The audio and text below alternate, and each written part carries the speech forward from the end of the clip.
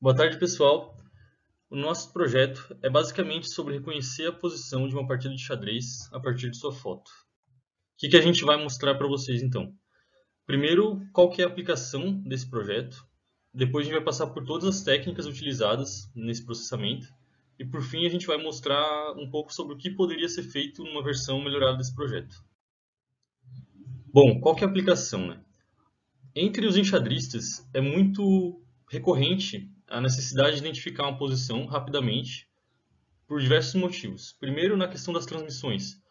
Torneios que não têm tanto dinheiro disponível, eles não contam com um tipo de tabuleiro especial eletrônico que consegue identificar a posição e todo o histórico da partida automaticamente. Esse tabuleiro é muito caro. Então, a ideia é estabelecer um sistema que consiga fazer isso apenas com uma foto. Então, qualquer celular poderia fazer esse processamento. Além disso, outra aplicação é para quem está jogando uma partida ao vivo e quer, de repente, discutir a avaliação de um melhor lance com o seu amigo, por exemplo. Então, ele pode tirar uma foto do tabuleiro na mesa ali e já conseguir reconhecer a posição e colocar em algum software de terceiro de avaliação de melhores lances, né? Tem vários desses no mercado e eles já são bem confiáveis, só que você tem que ter o trabalho de passar a posição para ele. Então, a gente quer fazer essa ponte para ter o mínimo de intervenção humana possível. Então, quais são os objetivos técnicos aqui do processamento? A gente, em primeira vista, separou em três partes. Primeiro seria a detecção das bordas do tabuleiro, para a gente segmentar qual que é a área de interesse. Depois, a gente conseguir determinar quais são as casas dentro dessa detecção das bordas. E, por fim, conseguir classificar as peças. Sendo que as primeiras duas etapas a gente usaria visão computacional e para a etapa de classificação das peças usaríamos técnicas de aprendizado de máquina. Para a gente conseguir ter uma taxa de sucesso um pouco maior, não ser tão difícil de fazer o projeto, a gente colocou algumas restrições na foto que seria utilizada. Então a gente pressupôs uma foto que o tabuleiro ocupa a maior parte dela, e o ângulo não poderia ser nem muito de cima, porque isso ia dificultar diferenciar as peças, especialmente o bispo e o peão, mas também nem muito de lado, né, da horizontal, porque isso ia dificultar também segmentar o tabuleiro, e uma peça ia ficar escondendo a outra, né? Além disso, a gente não pensou em tabuleiros bem tradicionais, que usam peças de plástico ou madeira, e que também não tivesse um nível de reflexo muito alto, porque isso atrapalharia todas as etapas do processo. Bom, quais foram as etapas, então, de obtenção do tabuleiro e das casas? Para começar, a gente decidiu trabalhar com escala de cinza, então a gente pegou essa imagem original colorida e passou para a escala de cinza, muito bem trivial isso aqui. Para a gente fazer a parte de processamento, detecção de borda e tudo mais, sempre tem que se fazer um filtro, então a gente também filtrou essa imagem de escala de cinza utilizando um filtro. E aí a gente passou para detectar realmente qual que seria a região, não exatamente as bordas, mas qual que seria a região que estaria o tabuleiro. Para isso a gente usou técnicas de morfologia, a gente aplicou aqui uma dilatação e usou uma limerização adaptativa para conseguir extrair aqui uma boa área da foto que estaria contendo o tabuleiro. Então, baseado nisso, né, a gente conseguiu tirar uma fronteira aqui que estaria sempre circundada, né, de acordo com a borda do tabuleiro.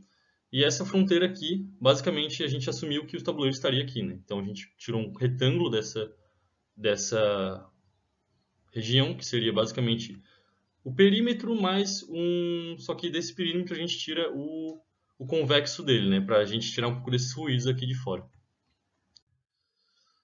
Legal. Com isso a gente consegue já pegar uma região bem delimitada daquela foto e não vai ter tanto problema. Por exemplo, se tiver um objeto do lado, muito provavelmente essa etapa já vai eliminar. Aí então a gente quer encontrar basicamente quais são as bordas, né? Agora essas retas aqui de fora, né? Para isso a gente fez uma série de processamentos. Existe um algoritmo bem reconhecido para detecção de borda, que é o Kenny. Ele já existe faz bastante tempo, ele é bem robusto. Só que, claro, que ele tem limitações, né? Essa foto aqui, ele funciona muito bem. A gente também pode mexer um pouco nos parâmetros dele enquanto o processamento acontece para achar as melhores bordas, né? E aí, ao achar essas melhores bordas, a gente usa uma outra técnica bem utilizada no processamento de imagem, que é a transformada Hug. Transformada Hug, ela faz você encontrar linhas retas, né? O tabuleiro está cheio delas. Isso permite que a gente encontre as retas de fora do tabuleiro, né? Só a gente trabalhando bastante com os parâmetros, tal, a gente consegue encontrar as retas que vão de fato fechar o tabuleiro, né?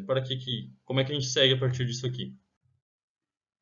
Com aquelas retas a gente pode encontrar as intersecções delas e essas intersecções, os extremos delas, a gente consegue determinar e isso nos dá os 4 cantos do tabuleiro, que era o objetivo inicial. Claro que aqui, nesse caso, essa imagem ela é muito boa, né? Então a gente consegue, mesmo na etapa anterior, a gente conseguiria determinar quais são os cantos. Mas para outras imagens isso não aconteceria, porque você teria uma claridade aqui no canto, e aí o Kenny não ia conseguir detectar essa linha, a Hug também não ia conseguir detectar, e aí a gente ia ficar com um buraco aqui, e aí não ia sair o tabuleiro bonitinho. Então a gente faz esse processamento a mais para pegar mais casos que poderiam dar errado, acabam dando certo.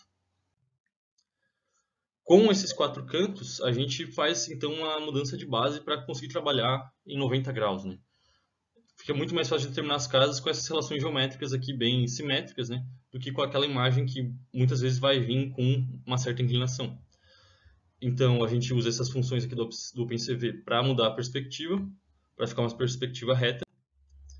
Aplica o Kenny de novo, dessa vez para achar não as bordas de fora, mas as bordas de dentro, né? As fronteiras entre as casas do tabuleiro. Usa a transformada Hug de novo para conseguir determinar quais são as linhas horizontais e verticais. Aqui você faz eu estou fazendo uma discriminação também, né, de quais são as horizontais e quais são as verticais. E eu uso relações geométricas para filtrar essas linhas, porque aqui da esquerda para a direita você vê que eu tiro algumas linhas que não são parte e outras linhas que faltaram eu incluo. Isso aí é necessário porque, apesar de essa etapa ser bem mais fácil que a anterior do segmentação do tabuleiro, ainda às vezes você vai ter erros, né?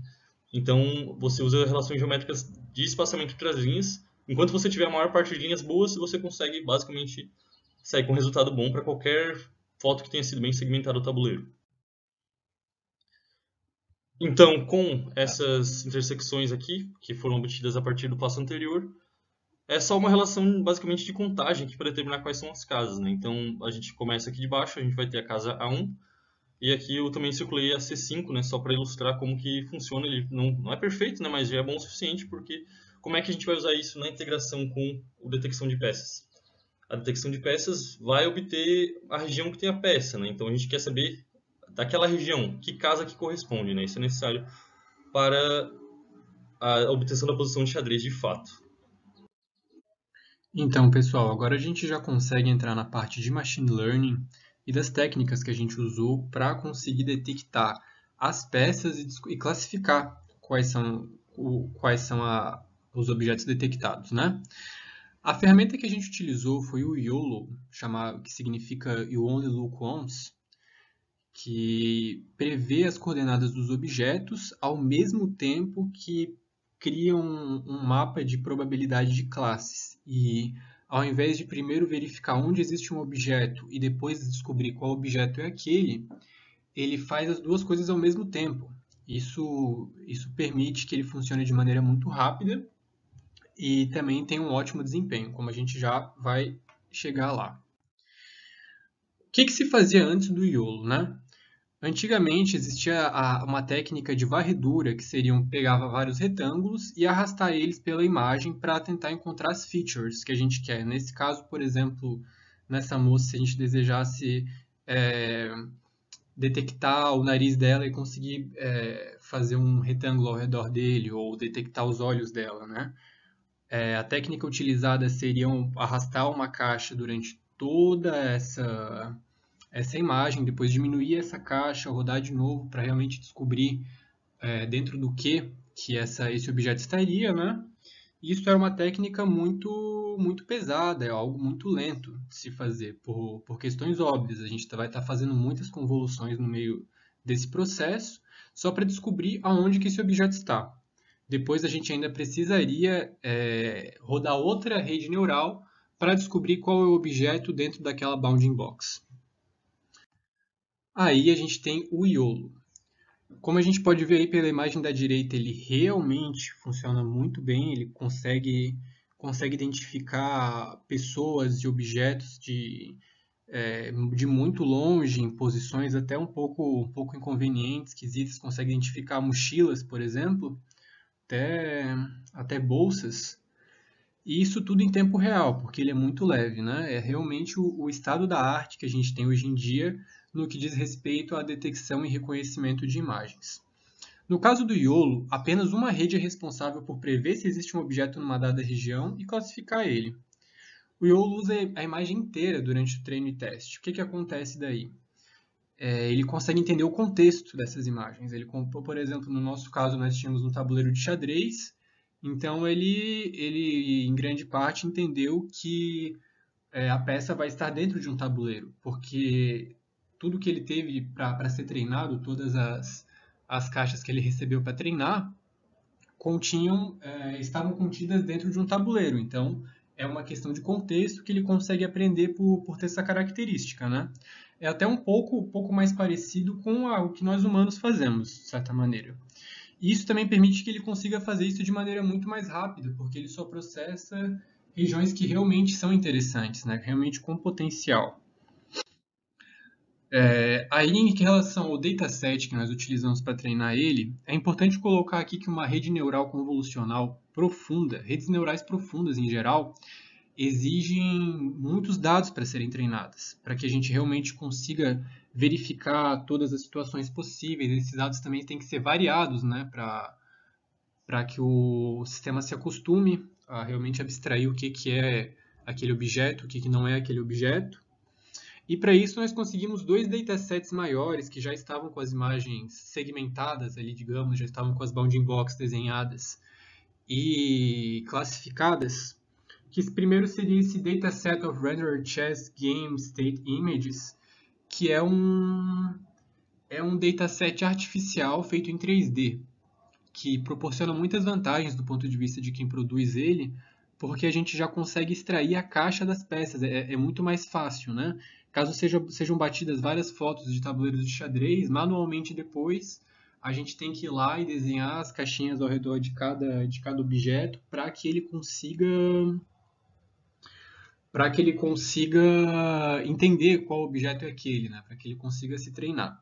Isso pode levar bastante tempo e, inclusive, pode conter erros humanos, né? Que é algo que não vai acontecer a partir de um software 3D.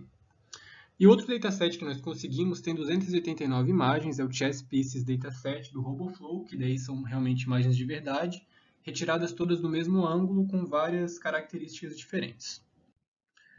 Aí aqui para o treinamento do modelo, esse daqui seria o dataset 1, que nós chamamos, que seria aquele com imagens reais, né?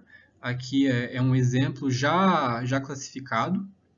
Aí a gente estava numa avaliação preliminar ainda do projeto, não são as bounding box que vieram com ele. E nós também utilizamos o dataset 2, este é o com imagens sintéticas.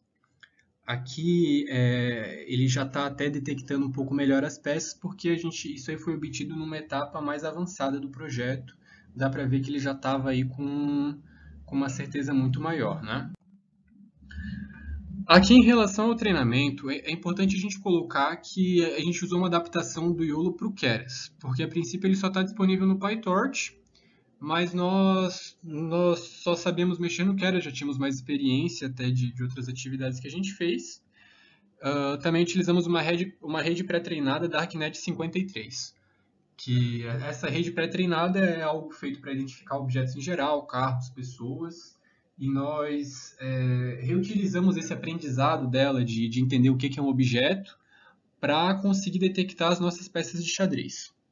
Algumas características aqui do treino a gente pode incluir como a gente ter usado 260 imagens apenas do dataset menor e apenas 700 do dataset maior, porque no dataset menor a gente precisou retirar algumas para poder testar depois, né, realmente avaliar esse conjunto, enquanto que no dataset maior, se a gente colocasse as 4.888 imagens que tínhamos, ele ficaria muito viciado nele, o que poderia ser bem problemático, né?